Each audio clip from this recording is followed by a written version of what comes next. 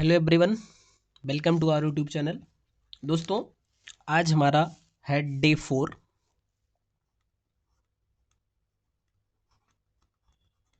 ठीक है, जो हमारी सीरीज चल रही थी उसमें थ्री वीडियोस आ चुके हैं। तो आज डे 4 में क्वेश्चन नंबर फर्स्ट पे चलते हैं। कोई टाइम वेस्ट नहीं करेंगे। ठीक है, आपको क्या करना है, right the IUPAC name of given compounds, यानी कि जो दिए गए कंपाउंड्स हैं उनके IUPAC नेम लिखना है। फर्स्ट है आपका CO NO2 whole thrice NH3 whole thrice. ठीक, ये फर्स्ट कंपाउंड हुआ। सेकंड आपका है PTPY होल 4, सेकंड PTCl4। आपका थर्ड कंपाउंड जो है K3FeCN होल 6। नेक्स्ट है आपका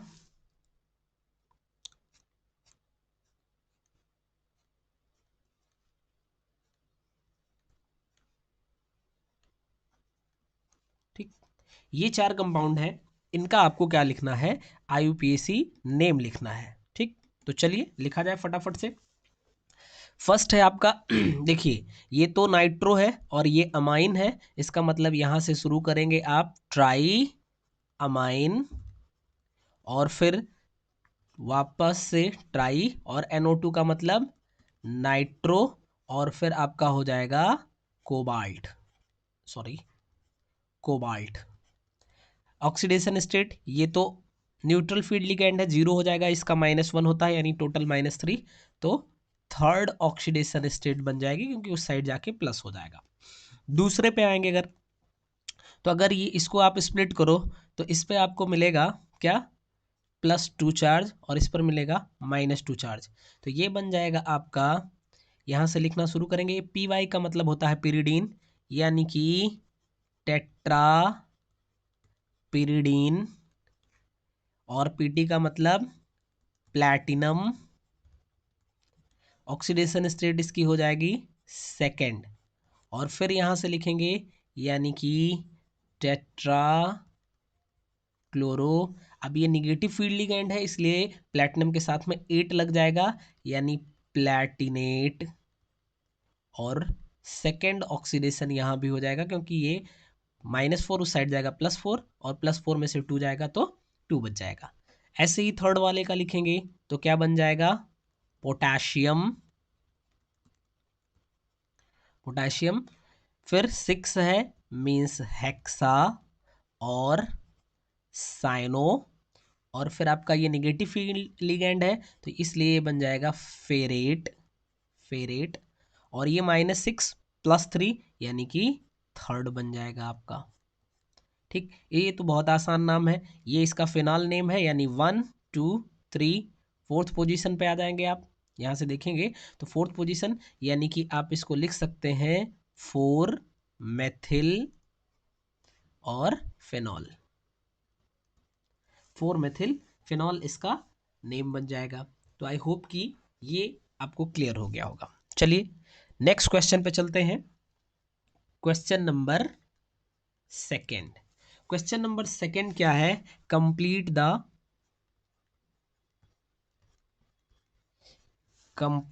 द फॉलोइंग रिएक्शन, जिसमें से फर्स्ट आपका है ये बेंजीन बन गई, और यहां पे दे दिया इसने एनहाइड्रस AlCl3 एंड CH3Cl। वापस से यहां आपको बनाना है प्रोडक्ट A, फिर इसे आपको H2SO4 और कंसंट्रेटेड HNO3 से के प्रेजेंस में 30 डिग्री सेल्सियस पे हीट करना है, आपका बन जाएगा प्रोडक्ट बी और प्लस प्रोडक्ट सी। ये आपको बताना है। दूसरे क्वेश्चन पे अगर चले हम, तो C6H5NO2 और ये SN और HCl के प्रेजेंस में इसको क्या किया गया, वैसे हमें पता है ये SnHCl रिड्यूसिंग एजेंट है तो रिडक्शन हो जाएगा, यहाँ पे बन जाएगा आपका प्रोडक्ट ए। फिर प्रोडक्ट ए को NaNO2 प्लस HCl के साथ में 0 डिग्री सेल्सियस पे हीट करेंगे, बन जाएगा प्रोडक्ट बी। प्रोडक्ट बी का क्या करना है, H2O के साथ में हीट करेंगे हम, तो बन जाएगा आपका प्रोडक्ट सी। ठीक, और थर्ड रिएक्शन आपका क्या बनेगा, ये है आपका बेंजोइक एसिड यानी C6H5COOH। इससे क्या करना है, PCl5 से रिएक्शन करवाएंगे, आपका बन जाएगा प्रोडक्ट ए।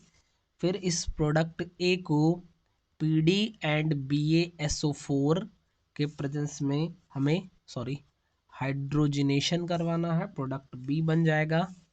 और वापस से इसे NaHg सोडियम अमलगम इसको बोलते हैं, हाइड्रेशन करवा देंगे, C6H5OH बनेगा। तो आपको प्रोडक्ट ए और प्रोडक्ट बी बताना है।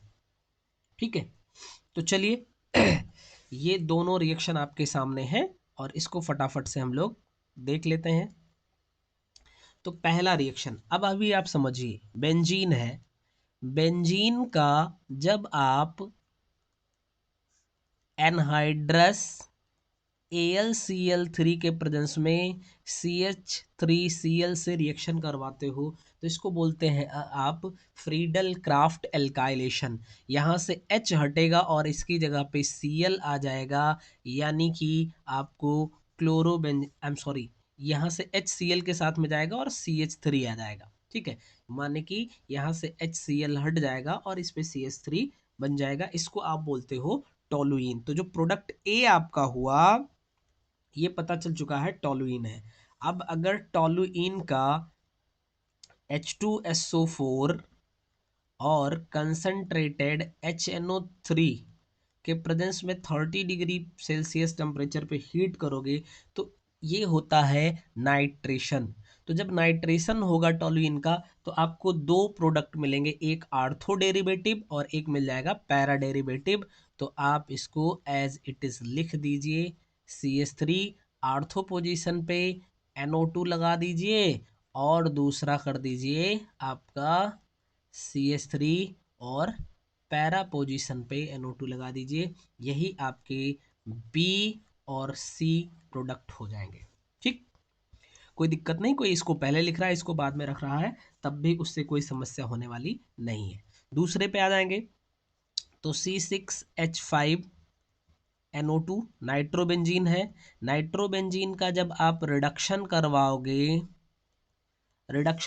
तो क्या होने वाला है, आप समझिए, यहाँ से H की वजह से H2O पूरा हटेगा, यानी कि यहाँ से H2O हट जाएगा और यहाँ पे बन जाएगा C6H5N है, तो N में H जुड़ेगा NH2, यानी कि आपका एनिलीन बन गया। तो जो प्रोडक्ट A है आपका, ये एनिलीन हो गया। अब एनिलीन को अगर आप NaNO2 और HCl के साथ में 0 डिग्री पे हीट करोगे तो बड़ा पॉपुलर सा रिएक्शन है, ये डाइएजोनियम साल्ट का फॉर्मेशन करता है, यानी C6H5N2Cl, इस पे प्लस चार्ज आएगा और इस पे माइनस चार्ज आएगा, ये डाइएजोनियम साल्ट होता है।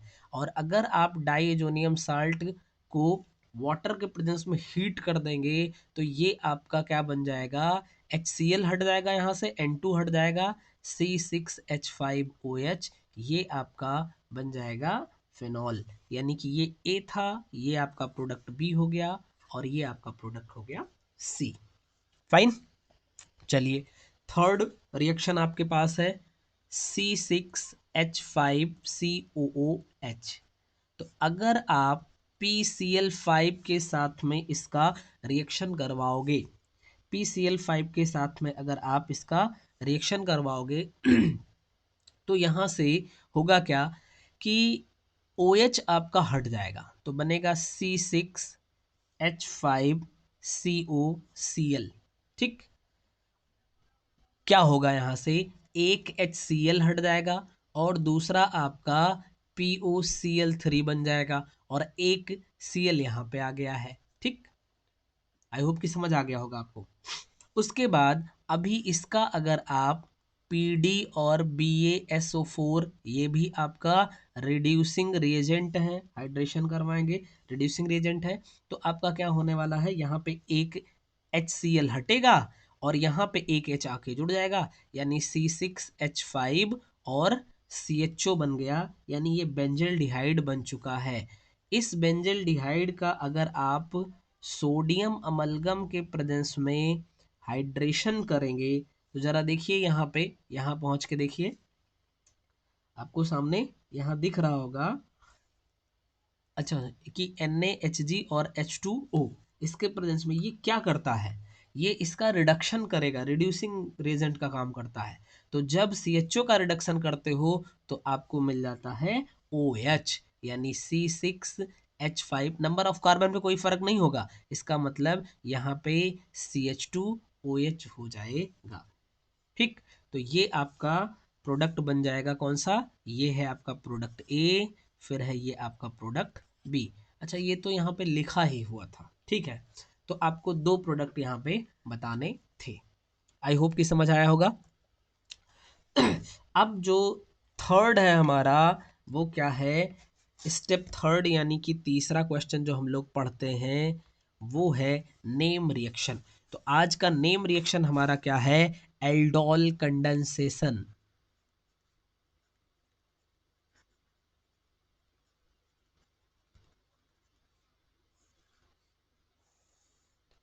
एल्डोल कंडेंसेशन क्या होता है इसमें, एल्डोल कंडेंसेशन में आपके पास होना चाहिए एल्डिहाइड हो कोई, या फिर कीटोन हो, और जरूरी है कि इनमें से इसके आपके, चाहे एल्डिहाइड है चाहे कीटोन है, इसके दो मॉलिक्यूल होने चाहिए, एक बात।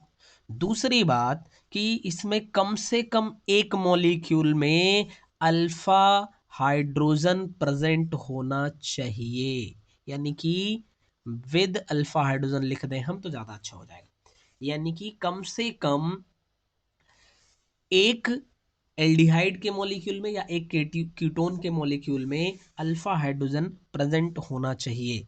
इसका हम क्या करते हैं, कोई भी वीक बेस, जैसे कि डाइल्यूट NaOH, जिसको हम बोलते हैं वीक बेस। वैसे वीक बेस स्ट्रॉन्ग बेस होता है, लेकिन ये डाइल्यूट है, इस सेंस में वीक बेस बोल सकते हैं हम इसको। अगर हम रिएक्शन करवाएंगे तो इन दोनों मॉलिक्यूल का आपस में कंडेंसेशन होगा और बन जाएगा बीटा हाइड्रोक्सी एल्डिहाइड, यानी अगर एल्डिहाइड थे दोनों मॉलिक्यूल तो बीटा हाइड्रोक्सी एल्डिहाइड बन जाएगा, अगर कीटोन थे तो बीटा हाइड्रोक्सी कीटोन बन जाएगा आपका। अच्छा, ये आपका, इसी को आप बोलते हो, जो ये मॉलिक्यूल बना इसको बोलते हो एल्डोल। ठीक, अगर इसको आप हीट कर दो, क्या कर दोगे, हीट कर दोगे, तो आपको अल्फा बीटा अनसैचुरेटेड कंपाउंड मिल जाएगा। इसी पूरे प्रोसेस को हम एल्डोल कंडेंसेशन बोलते हैं। जनरली इसमें क्या होता है, एल्डोल बनता है, इसलिए एल्डोल कंडेंसेशन नाम इसका दिया जाता है। ठीक, अब चलते हैं, बात करते हैं किसके, इसके मैकेनिज्म की।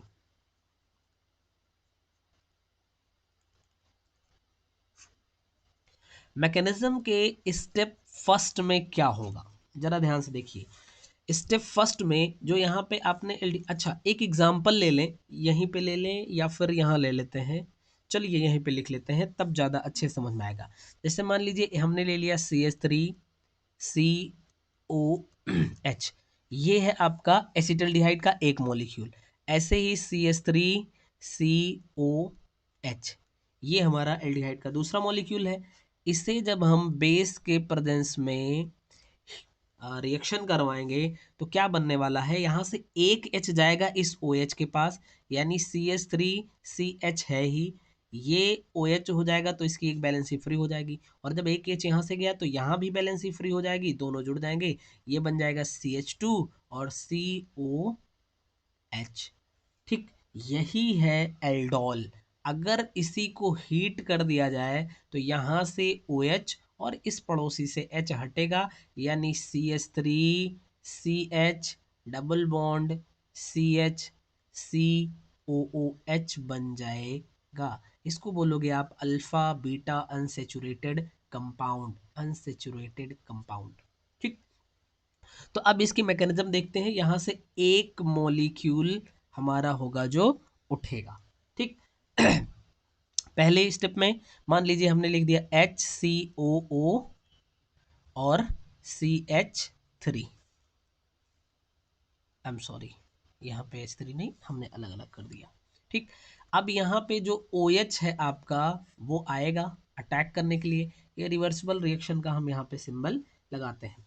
तो क्या होगा कि ये जो H है ये यहाँ पे भाग के चला जाएगा, तो जैसे यहाँ पे जाएगा तो H2O बन के हट जाएगा। अब यहाँ पे क्या होगा, HC डबल बॉन्ड O, और यहाँ पे आपका बचेगा CH2 और इसके ऊपर निगेटिव चार्ज आ जाएगा, क्योंकि ये कार्बन से अपने इलेक्ट्रॉन को लेके तो भाग नहीं पाएगा। अब क्या होगा, इसका थोड़ा सा रीअरेंजमेंट होने वाला है। कैसे, इसकी शिफ्टिंग यहाँ पे हो जाए तो ये निगेटिव यहाँ पे शिफ्ट होके डबल बॉन्ड बना लेगा, यानी CH डबल बॉन्ड CH2, और यहाँ पे O के ऊपर निगेटिव चार्ज बनेगा, इसी को बोलते हैं इनोलेट आयन। इसको क्या बोलेंगे, इनोलेट आयन बोलेंगे।